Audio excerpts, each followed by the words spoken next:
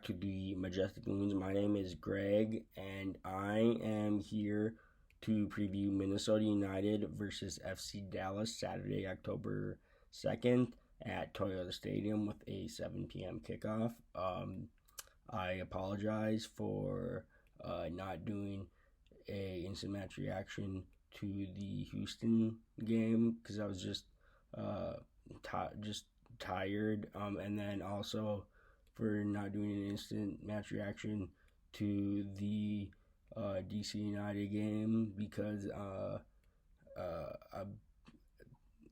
had a little cold, so I apologize for that. So Minnesota United, we are coming off embarrassing 3-1 loss away to DC United. While Dallas come into this coming off uh, a 3-1 home loss to Sporting Kansas City. Dallas will be without their designated player Acosta because he picked up a straight red card. I believe early in the second half against Sporting Kansas City. So there's that. We also know the quality that Dallas has. Their youth academy is really really good. They have Ferreira. Of course, they have Ricardo Pepi. The Pepi hype train. Paxton Pomykal, Franco Yara, Justin Che. So I think definitely they're a really I think a quality side. They recently fired Luchi Gonzalez after their loss to Houston Dynamo, which was the game before for the Dynamo played Minnesota. So they're currently without a coach. I think something I miss about Luchi Gonzalez was kind of his almost his attire on the touchline was almost hipster like. So that's something that I'll always love and cherish. I'm recording this Friday morning. I am basically going off of still going off the DC because it hasn't come out. But for the DC, it was Jan Gregus McMaster and Asani Dotson are still out. We did rest Ozzy Alonso and Emmanuel Reynoso on Wednesday, which I feel like now going in the business end, I think you really, you want to, and I think that's kind of good.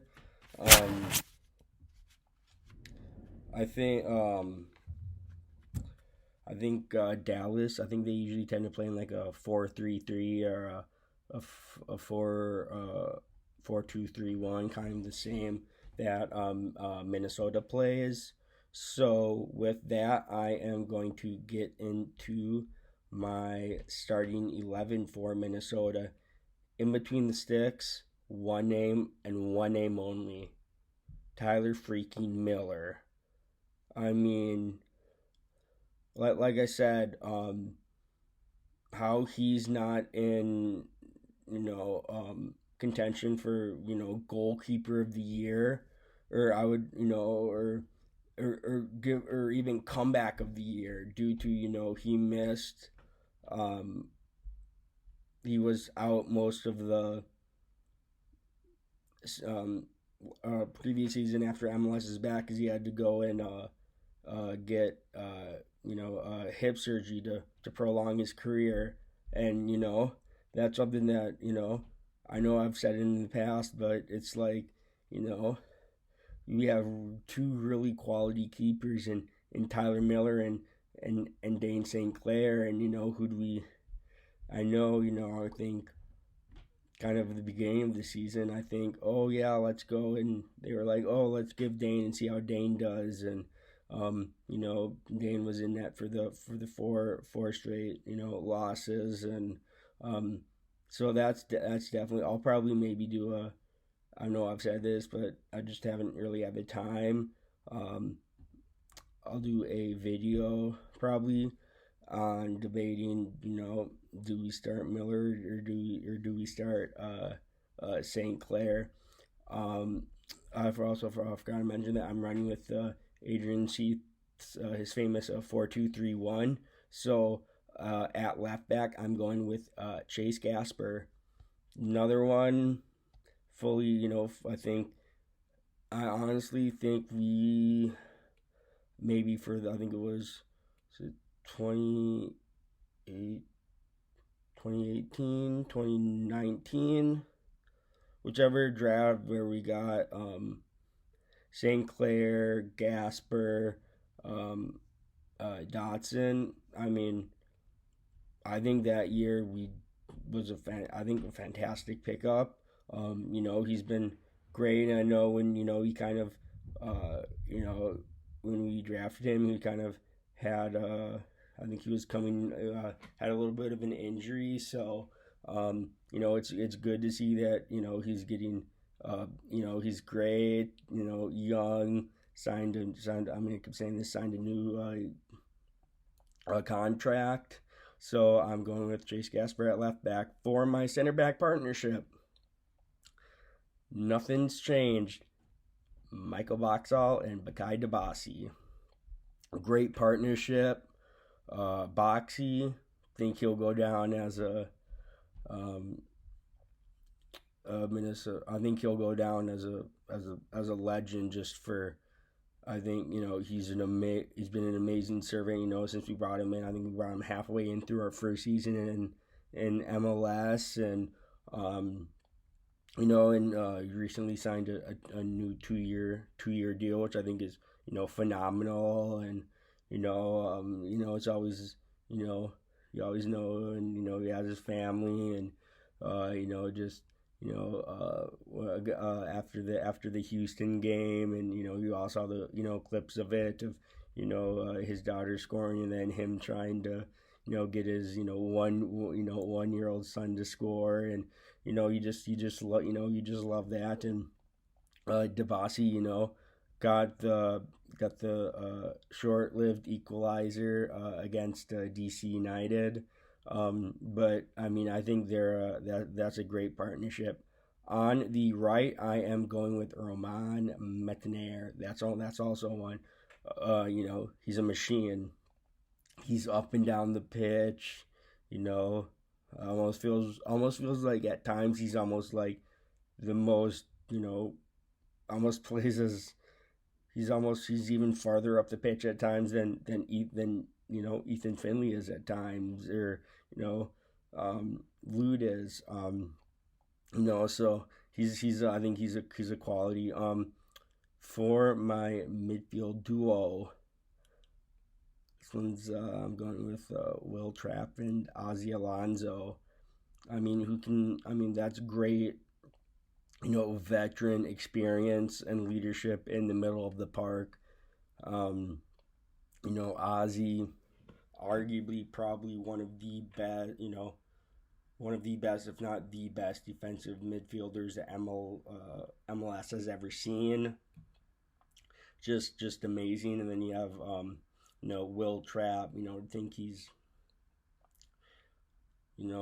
late 20. I think he's 30, if I'm not, or something. But kind of we brought him in as the Ozzy replacement. I think they're a good partnership. On the left, Franco Fragapane. I mean, that guy's just been, almost at times, he almost plays as, his chemistry that he has with Reynoso, and he's a really quality player, and If Reynoso's not on the pitch, his set piece deliveries are also pretty good.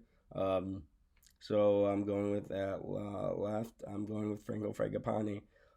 In the number 10 slot, who we rested on Wednesday, star player Emmanuel Reynoso.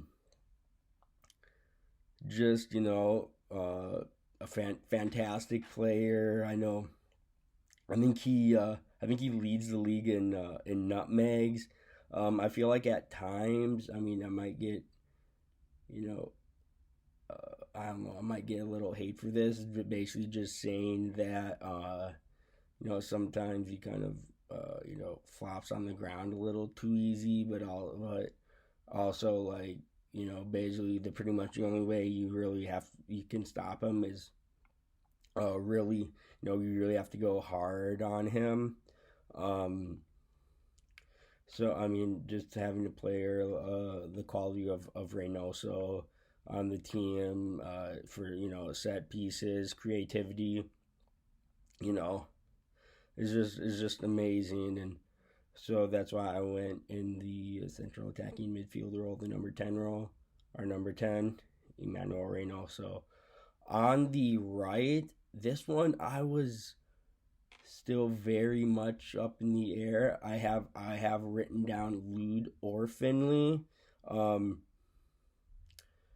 I think we started playing Lod when like Kunu first was here. He was playing on the right, and he had Unu at top. But I think Lod does also at striker. But you have Finley. When he goes on, he leaves it all. He leaves it all in the field, and I think he's a really a really good player, and just really good. So this is I have Lod written down, but I'm just gonna go Lod or Finley, and then at striker, the number 9, I'm going with Unu. We spent big money on him, so why not start him? I know he gets good chances and maybe doesn't maybe he's a little bit poor finishing, but hopefully he has he almost follows the script that Lod has, when Lod, he kind of was going through dry kind of dry droughts and not scoring, and then kind of last season and this season really coming up clutch at times. So that was going to do it for my starting 11. For my match prediction, it's FC Dallas. Don't have a coach. I'm going with the win. I don't like to do score lines, but yeah, I'm going with a win. A win is needed after trying to play for a draw in DC. I feel like we need to bounce back straight with a win. So that is going to do it for my match preview for Minnesota United versus FC Dallas. Make sure to like the video, comment your predictions for the game, subscribe and share, and come on, Newlands.